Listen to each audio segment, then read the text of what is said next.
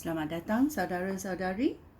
Kita bersambung hari ini mengenai wahyu, ya, anugerah wahyu, ya. Yang pertama kita nak belajar adalah pengetahuan, ya, ayat-ayat pengetahuan dan kebolehan dalam gereja baru, dalam perjanjian baru, ya, dalam Kisah Rasul-Rasul babak 9.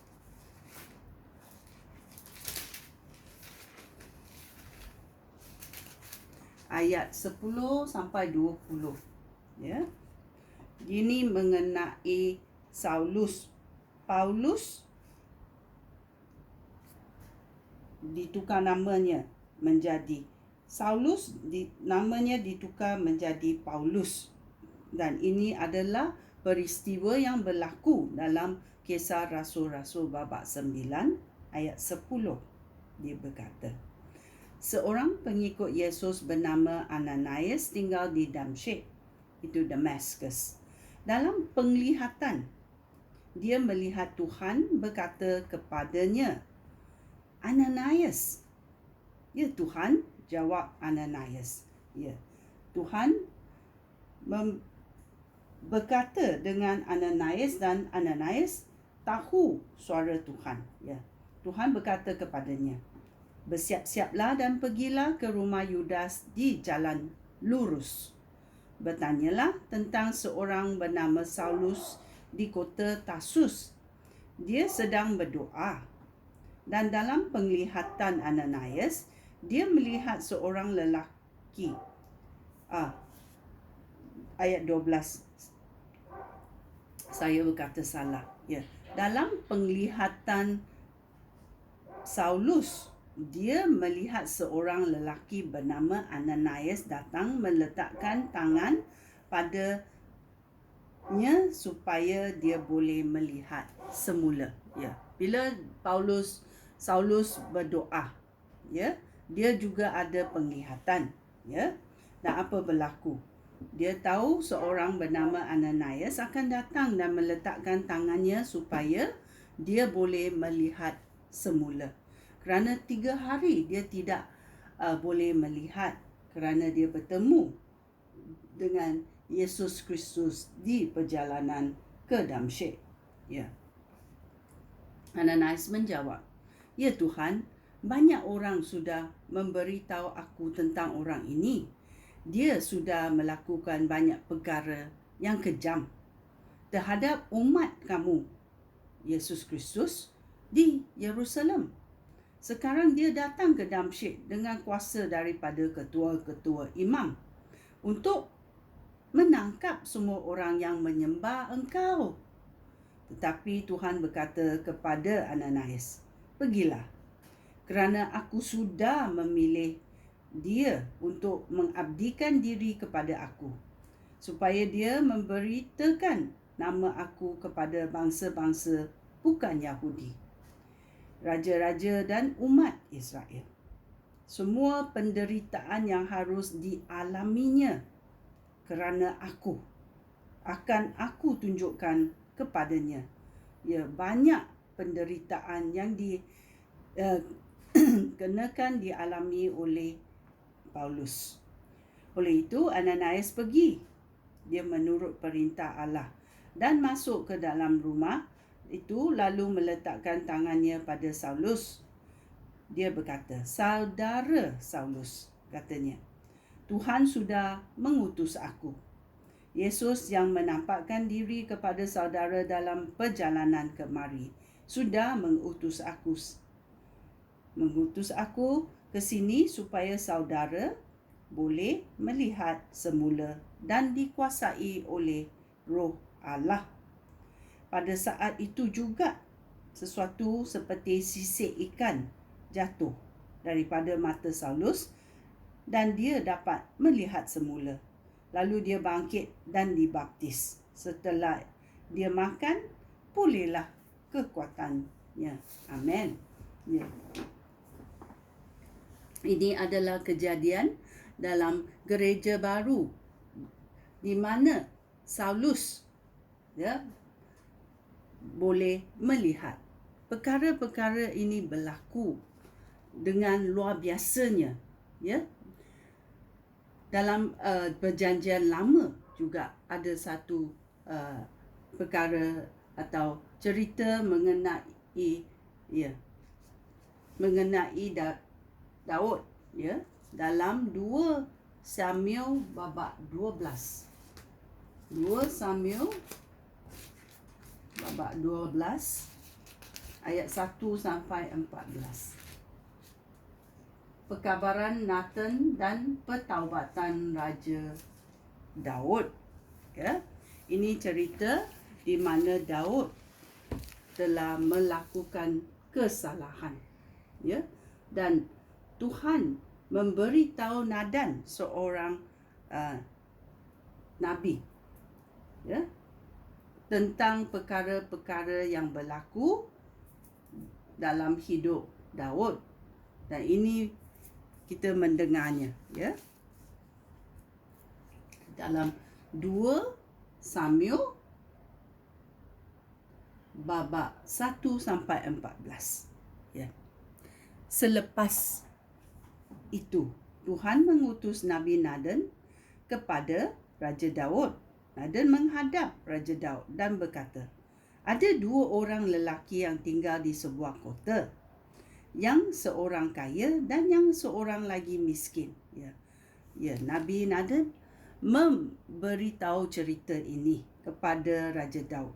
Si kaya itu mempunyai banyak lembu dan domba, tetapi si miskin itu hanya mempunyai seekor anak domba yang dibelinya. Dia memelihara anak domba itu di dalam rumahnya bersama anak-anaknya. Anak domba itu diberi makan daripada makanan orang itu, minum daripada cawannya, dan tidur di pangkuannya.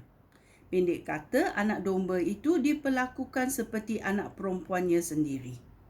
Pada suatu hari, ada tetamu tiba di rumah si kaya. Si kaya tidak mahu menyembelih domba atau lembunya sendiri, supaya dia boleh memasak untuk menjamukan tetamunya. Sebaliknya, ya, si kaya itu mengambil anak domba si miskin itu, satu aja domba itu, supaya dimasak untuk tetamunya.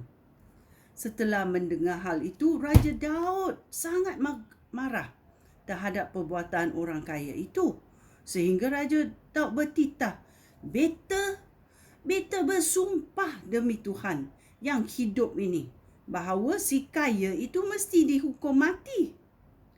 Orang itu mesti mengganti anak domba itu 4 kali ganda, kerana perbuatannya itu sangat-sangat kejam. Dan Nathan berkata kepada Raja Daud, Tuankulah orang itu. Inilah yang difirmankan Tuhan, Allah umat Israel. Aku sudah melantik engkau menjadi Raja Israel dan menyelamatkan engkau daripada Saul. Aku sudah memberikan kerajaan Saul dan isteri-isterinya kepada kamu. Bahkan engkau sudah aku jadikan Raja Israel dan Yahuda. Jika semua ini masih belum cukup untuk kamu, tentu aku akan memberikan engkau sebanyak 2 kali ganda lagi. Tetapi mengapa engkau melawan perintah aku? Mengapa engkau melakukan perkara yang jahat ini? Engkau sengaja membiarkan Uria terbunuh di dalam medan peperangan. Engkau membiarkan orang Amon membunuh dia. Lalu engkau mengambil isterinya, oleh sebab engkau tidak mentaati aku, dan engkau mengambil isteri orang lain, iaitu isteri Uria. Maka dalam setiap generasi keturunan kamu akan ada yang mati terbunuh. Aku bersumpah kepada Tuhan. Ya. Ini berlaku. Ya.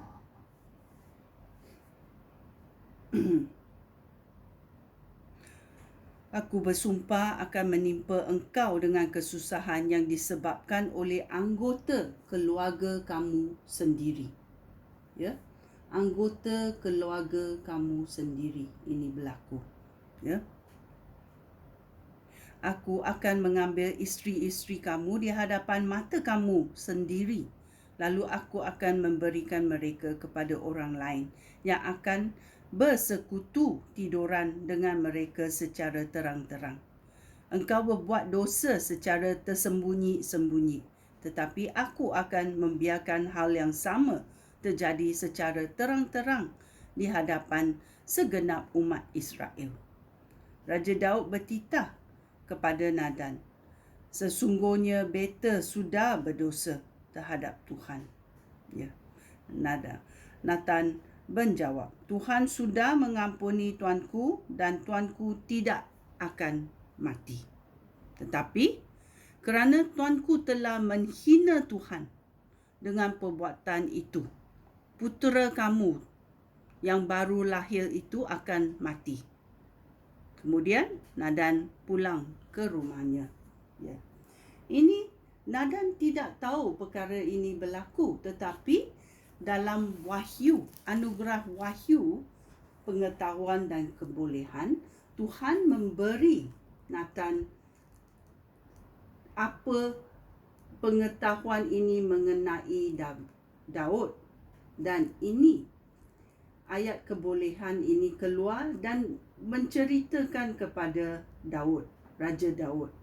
Ini berlaku kerana kebolehan ini, pengetahuan ini bukan yang kita boleh belajar dalam buku-buku atau pelajaran, tetapi ini adalah kebolehan luar biasa yang datang daripada Tuhan.